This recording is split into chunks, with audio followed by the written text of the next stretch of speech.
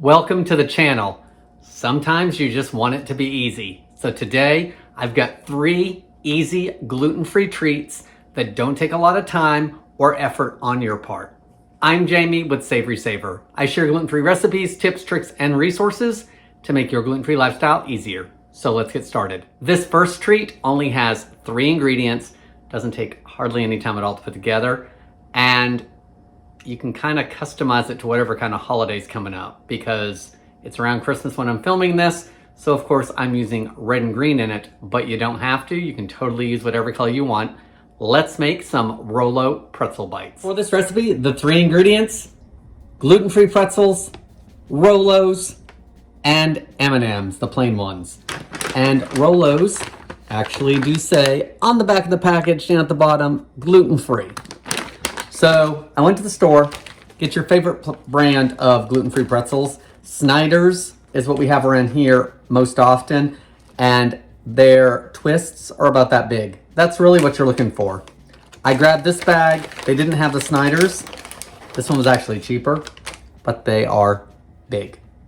So I'm gonna do these a little differently. Same result. You'll probably only need to eat 1 at a time as opposed to 2 or 3 at a time though. The hardest thing you have to do with these candies is peeling off the wrappers from the Rolos. So do that while you're watching another one of my videos maybe, shameless plug, or just watching TV for the evening, whatever you want to do. So I've got a cookie sheet out. If you want to line it with parchment paper, you can. This is nonstick. I don't think I'm gonna have any issues. You want to take your pretzels and spread them across the sheet. I've got my oven preheating to 250 degrees, and while that preheats, I'm going to take my Rolos. Normally you would just center it on the small pretzels, but since I screwed it up, of course now they're going to look like smiley faces or something. I mean, really, if you wanted to be really decadent, you could go with 3 Rolos probably. Once your Rolos are all in your pretzels, you want to pop these in the oven for 4 to 6 minutes, just until the candy starts to soften. So let's get that done. So once it's been 4 to 6 minutes and everything has just started to soften, I think you know where I'm going to go with these M&Ms. I'm just going to take them and put 1 in each one. I always aim for that center and give it a gentle push.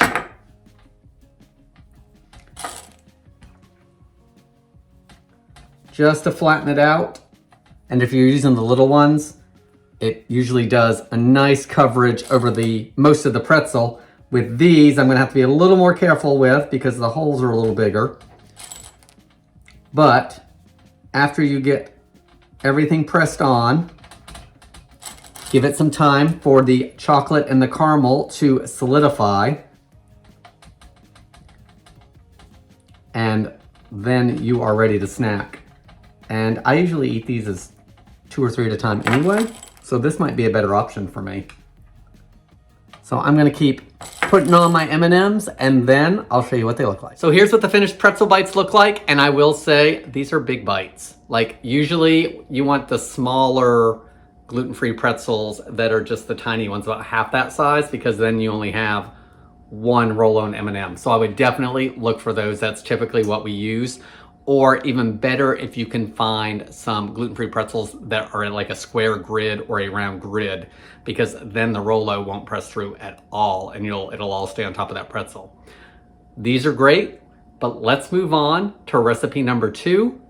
Let's make some gluten-free Twix Bites. For these gluten-free Twix Bites, the first thing you're gonna need is a box of gluten-free vanilla wafers.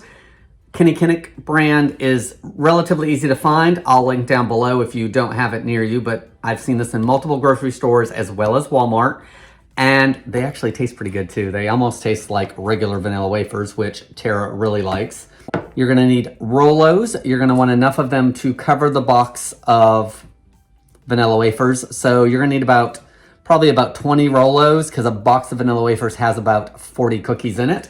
Ingredient number 3, you're gonna need some semi-sweet chocolate chips or milk chocolate chips if you like those better. I do have a 4th ingredient. This is if you wanna use it or not.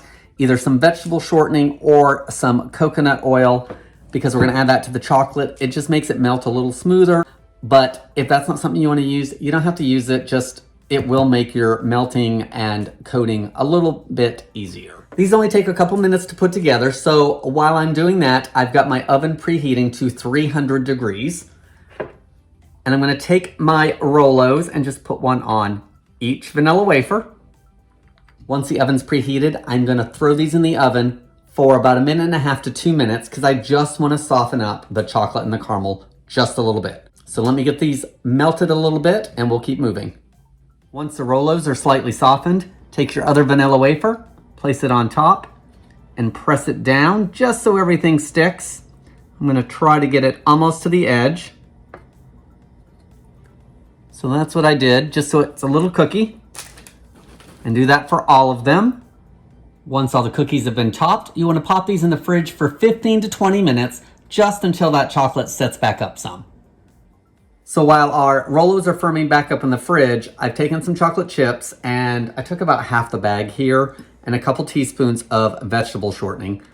Again, you could also use coconut oil, whatever you want to use for that, or don't use anything at all. This will just help make it shiny as well as melt a little more smoothly. The amount of chocolate you're going to need is a guesstimation. I've put about half a bag. I may need to make a little more, but I'm just trying to make sure that I don't melt more chocolate than what I need, at least a lot more, because if not, I'm not going to be able to reuse it on anything. So I want to get the most out of my chocolate. I'm going to melt this for 20 to 30 seconds at a time, stirring each time just until it's melted and smooth.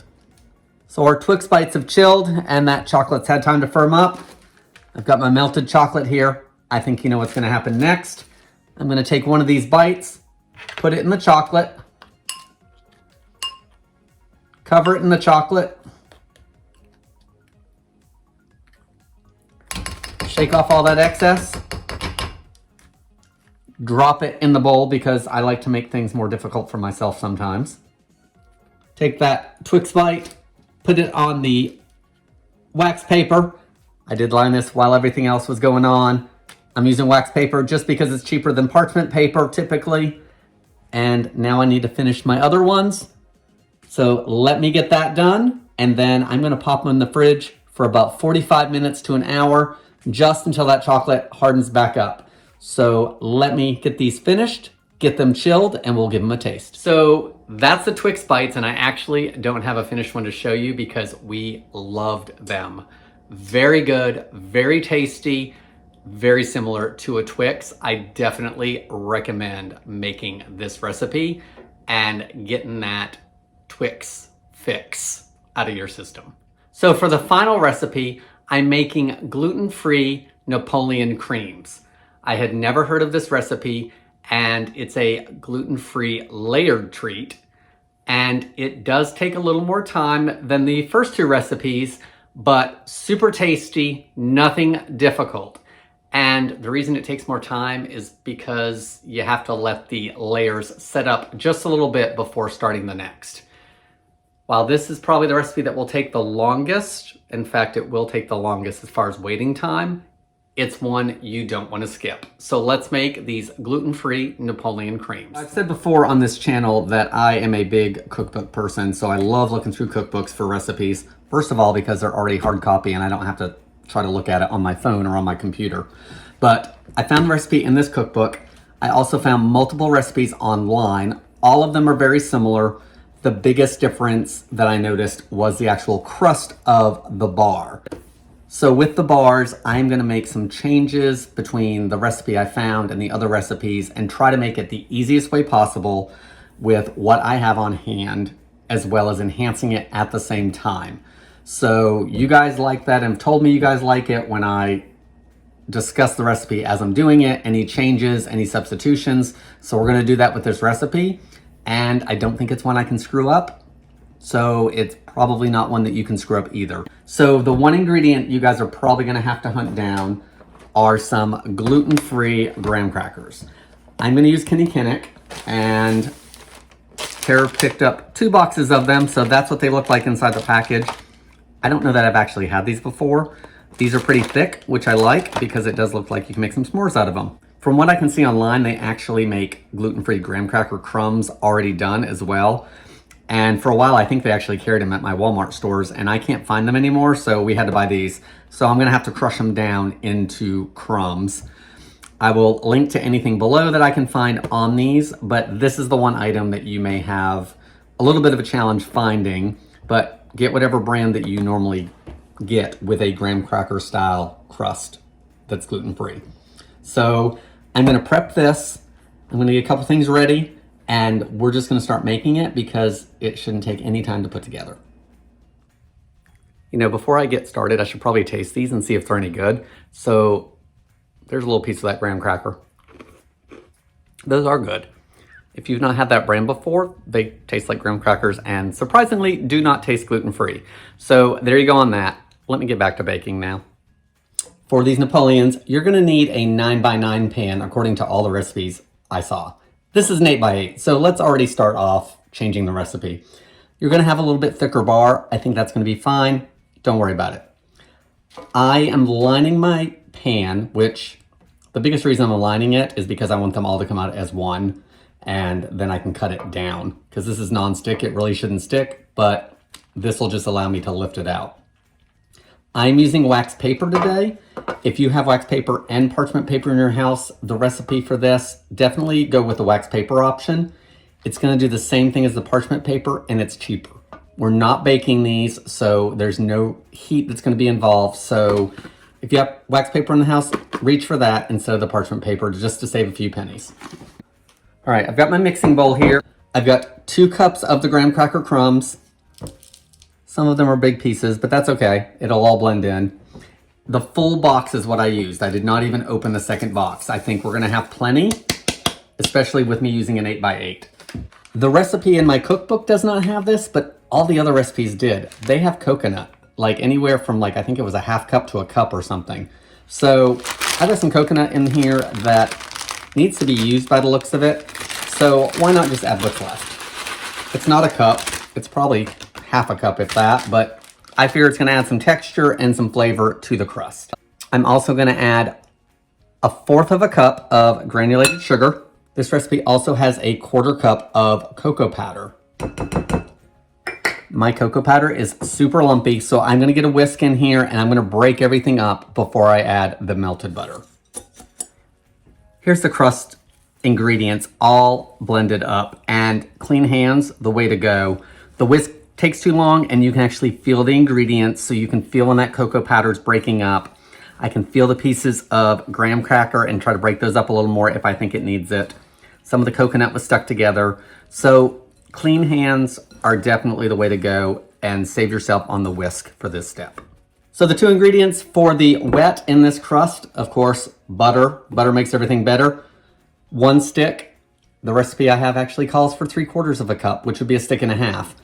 Across the board, the amounts were all different. I'm gonna try half a cup, so 1 stick melted. If it's not wet enough, I'll add a little bit more, but I'm trying to save a little bit of money with the extra 2 tablespoons, and I don't wanna open the extra stick because I have this stick back here that is actually gonna be in the filling. This needs to be room temperature. So 1 stick being cold is okay because I melted it, but the other one is not. So take out your butter early and put it off to the side so it can start coming up to room temp. So let's add this. I'm also adding 1 teaspoon of vanilla. Let's mix this all up. I do have the spatula now. So that was 1 stick of butter. I honestly don't feel at this point that it needed anything extra than that with the measurements I used. And it was probably, 2 cups of the graham crackers. My original recipe does say 2 cups of that. I added the coconut to it. And if your coconut is fresher than mine obviously was, that's gonna add a little bit of moisture too. So I don't think it needs the extra butter. I may be changing my thought on that later, but let's get it into the pan. Prepared pan. You guys know how this works. Into the pan, spread into an even layer, packing it down. Okay, that's all pressed in. And just another thing on when I was looking at recipes, one of the recipes for the base actually called for an egg. I see no purpose for the egg. It is a binding agent, but then we have egg in here, and I don't think those were baked either, and it doesn't need the egg. So this has to chill back down because we want that butter to start firming back up. So instead of using the fridge, I'm gonna pop it in the freezer. It should take less time, and I really just need it solid enough so I can spread the next layer onto it. Hopefully it'll only take 10 or 15 minutes in the freezer. So I'm gonna pop this in the freezer, get myself set up for the next segment, and that's where we're gonna send you next. Let's get our filling made. So I've got 2 cups of powdered sugar, and I did sift my powdered sugar because a whisk just isn't gonna take care of it. There you can see all the powder, and here you can see all the lumps in my powdered sugar. So I just got a sieve, threw a cup at a time in here, sifted it through, and then for this, I'll just take a spoon and keep pressing it through. Spoon is the easiest thing to use for this. And then it's gonna keep everything nice and fine, and it's gonna give me a better mix. You don't have to do this, but I think if you don't mind doing the extra dish or two, I think it's worth it. Next ingredient, 1 3.4 ounce box of instant vanilla pudding. Make sure your pudding is listed and certified gluten-free if you need to have that certification on there. I do not see any ingredients that contain gluten in here, but you know, if you're celiac and have big reactions to gluten, you need to make sure it says certified gluten-free. So I'm gonna add that 1 package to here. Now I am gonna whisk it just briefly. Next thing, we're gonna add that 1 stick of room temperature butter, unsalted. Final ingredient of our filling is 3 tablespoons of milk. The recipes I looked at all had different dairies in them. 1 used heavy cream, 1 specified whole milk, and actually I think the other 2 both specified milk, but that was it. Use your milk of choice. Don't worry about what kind of milk has to go in there according to the recipe. If you use skim milk, use that. If you use half and half in your coffee and have some of that, use that. The only thing the milk's doing is thinning this out so we can spread it. So it's not gonna change the recipe any with only 3 tablespoons of it in the entire thing if you decide to use a lower fat milk. So use whatever you have at home. Don't open 2 cups of heavy cream for 3 tablespoons if you don't keep heavy cream in the house. All right, I'm gonna blend this up for 1 to 2 minutes. We want it to be smooth and hopefully not all over our kitchen. So let's get that done. All right, everything's blended, but it's not smooth enough for me. It's also a little gritty because of course that butter and sugar have not creamed together. So think of that as that type situation when you start a batch of cookies and you're creaming the fat and the sugar together. So let's blend this for a minute or 2, medium to high speed, whatever you're comfortable with, just to get it smoothed out and to give that sugar time to dissolve into the butter mix. So here's our filling after a couple minutes, and it's fluffy now. Everything should be dissolved a little bit better. So I'm gonna put this to the side and we're gonna get that crust back out. All right, so there's the crust. It's out and it is solid because it's been in there a little longer than I anticipated. All right, all of our filling in the crust. Let's spread it out and see how difficult this is to spread. This would probably be the part that I would say is probably the most difficult, is getting it to spread and not stick to whatever you're using. If you have an offset spatula, a small one, that would probably work great for this. We're gonna make do with this because I only have a big offset spatula. All right, there's our middle layer done. Everything smoothed out. It smoothed out really nicely, wasn't difficult at all. You guys know with layered treats like this, it's a process. So this time I am gonna put it in the fridge and not the freezer. You want everything to have time to firm up.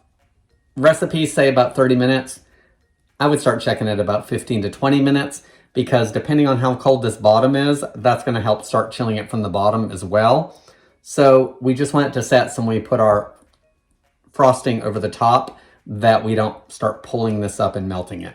So into the fridge and let's get started on the topping. So the middle layer is all firmed up. We got to do that top layer. For the top layer, the recipes were all very similar. So I'm going to just follow the one that I have in the book.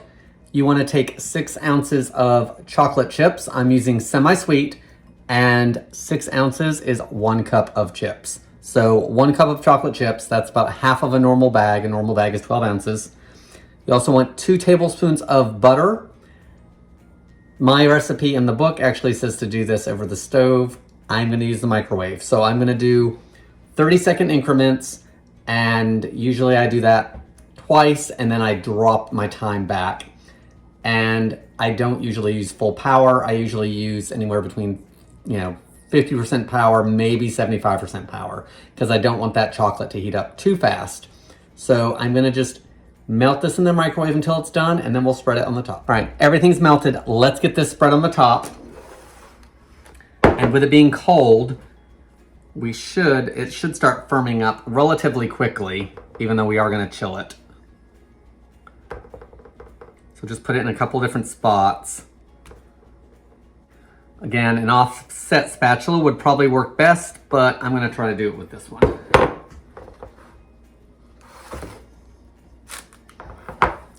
No time at all iced over.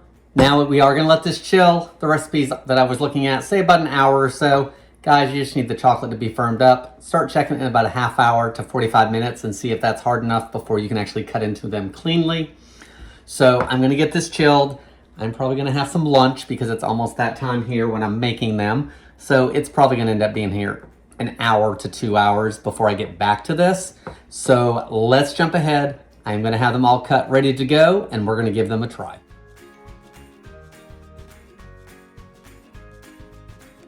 These Napoleon Cream treats, bars, candy, whatever you wanna call them, looked like they came out great. Pulled right out of the pan with no issues. And before we give them a taste, let's go over how I cut these. Sharp, straight-edged knife. I kind of scored it on the top, both directions, just so I had a guide. I ended up getting 6 by 6 as far as me cutting it, and they're not perfect squares, but I got 6 by 6. Then pick a direction, go all the way across on the first one. That's what I did for mine. And then I just went 3 by 3, and then the other side and did 3 by 3. That way there I wasn't trying to slide the knife all the way through and was getting better cuts. Now let's taste these and see how they came out. So here are the Napoleon Creams. You've got that graham cracker and coconut layer at the bottom. Coconut, totally optional. If you don't like it, leave it out. I do like the texture it adds, but by all means, leave it out. You won't miss it, especially if you don't even like it. I do like the bigger pieces of the graham cracker crumbs in there. I think it gave it great texture and taste. Vanilla layer, you don't even know it's pudding, guys. Tastes great, thick, creamy, perfect. A little bit of chocolate on the top. Chocolate's always a good layer. 3 easy gluten-free treats, perfect to make for the holidays or any other time you have a function to go to or a group of people together, or if it's just you, because the first 2 things you could actually make just a few of. That's all I've got for today. I want to thank you guys so much for watching. Please leave me your comments below, and I hope to see you in the next video.